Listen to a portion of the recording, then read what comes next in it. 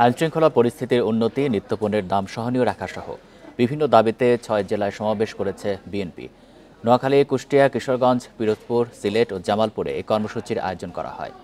এসব সমাবেশে অংশ নেন বিএনপির কেন্দ্রীয় নেতাসহ স্থানীয় নেতাকর্মীরা।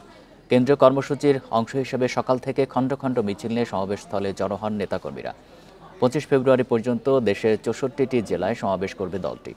নিত্যপণ্যের দাম নিয়ন্ত্রণ, আইনশৃঙ্খলা পরিস্থিতির উন্নতি ছাড়াও দ্রুত গণতান্ত্রিক ব্যবস্থায় উত্তরণের জন্য নির্বাচনী রোডম্যাপের দাবি তাদের। ফ্যাসিবাদী নানা চক্রান্ত মোকাবেলায় দাবিও জানিয়েছেন বিএনপি নেতাকর্মীরা।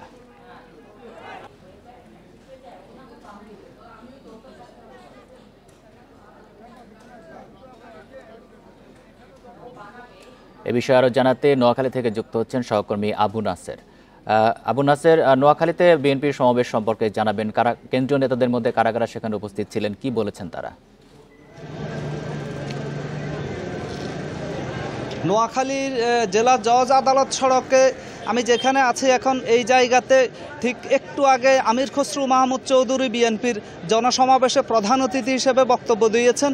আমির খসরু মাহমুদের পাশাপাশি বিএনপির কেন্দ্রীয় নেতাদের মধ্যে সহসভাপতি বরকতুল্লাহ বুলু, জয়নুল আবদিন ফারুক এবং মাহবুব উদ্দিন খোকন, মাহবুব আলম শামীম সহ কেন্দ্রীয় একাধিক নেতারা বক্তব্য রেখেছেন। পাশাপাশি জেলা নেতৃবৃন্দ বক্তব্য রেখেছেন। তো আমির খসরু মাহমুদ চৌধুরী প্রধান অতিথির বক্তব্যে বর্তমান তত্ত্বাবধায়ক সরকারের উদ্দেশ্যে বলেছেন যে তাদের নিরপেক্ষতা নিয়ে জনমনে ইতোমধ্যে সন্দেহ দেখা দিয়েছে বলে তিনি মন্তব্য করেছেন। এবং তিনি বলেছেন, জনমনে যেই সন্দেহ দেখা দিয়েছে বর্তমান অন্তর্বর্তীকালীন সরকার সম্পর্কে, সেই সন্দেহ যদি সত্যি হয় তাহলে এই সরকারের গ্রহণযোগ্যতা থাকবে না। আর অগ্রহণযোগ্য কোনো সরকার যে টিকে থাকতে পারে না, সেটি শেখ হাসিনা সরকারের পতনের মধ্য দিয়ে প্রমাণ হয়েছে। তিনি বলেছেন নেতাকর্মীদেরকে আবারও ইস্পাত কঠিন দৃঢ়তার মধ্য দিয়ে লড়াই সংগ্রাম চালিয়ে যেতে, এবং তিনি বলেছেন নিরপেক্ষ গ্রহণযোগ্য নির্বাচনের ব্যবস্থা করাই এই সরকারের মূল উদ্দেশ্য, মূল দায়িত্ব, মূল কর্তব্য। জনগণ তাদের কাছে এটি আশা করে।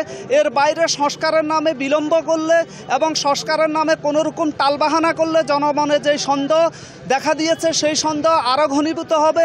এবং এর মধ্য দিয়ে যদি কোনো রকম কোনো চক্রান্ত ষড়যন্ত্র করে জাতীয় নির্বাচনকে ব্যাহত করা হয়, তাহলে দলীয় নেতাকর্মীদেরকে অতীতের ন্যায় ঐক্যবদ্ধভাবে সেই চক্রান্ত ষড়যন্ত্রকে মোকাবেলা করার জন্য প্রস্তুতি নিতে তিনি আহ্বান জানিয়েছেন।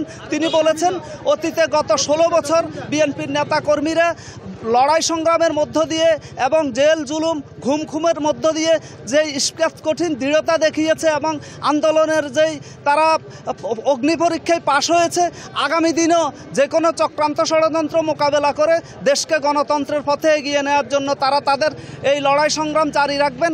এবং আমির খসরু মাহমুদ চৌধুরী আরও বলেছেন যে এই স্থানীয় সরকার নির্বাচন আগে কি জাতীয় নির্বাচন আগে, এই সংক্রান্ত এই যে বিতর্ক তৈরি করা হচ্ছে, অনাহত বিতর্ক তৈরি না করে দ্রুততম সময়ের মধ্যে একটি অবাধ, সুষ্ঠু এবং গ্রহণযোগ্য জাতীয় সংসদ নির্বাচনের মধ্য দিয়ে জনতার ক্ষমতা জনতার হাতে ফিরিয়ে দেওয়ার জন্য তিনি বর্তমান অন্তর্বর্তীকালীন সরকারের কাছে দাবি জানিয়েছেন।